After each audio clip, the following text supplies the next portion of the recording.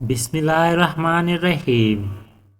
ان ابن مسعود ان نبی صلی اللہ علیہ وآلہ وسلم نے فرمایا، اللہ کے ایک بندے کو قبر میں 100 کوڑے مارنے کا حکم دیا گیا۔ وہ مسلسل اللہ سے دعا کرتا رہا اور معافی مانگتا رہا حتیٰ کہ سزا میں ایک کوڑا باقی رہ گیا۔ اسے ایک ہی کوڑا مارا گیا تو اس کی قبر آگ سے بھر گئی۔ جب اس سے عذاب دور ہوا تو اس نے فرشتوں سے پوچھا، تم نے مجھے کس جرم پر کوڑا مارا ہے؟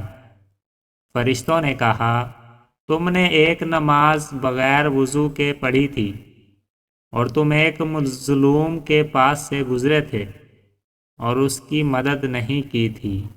اللہ اکبر۔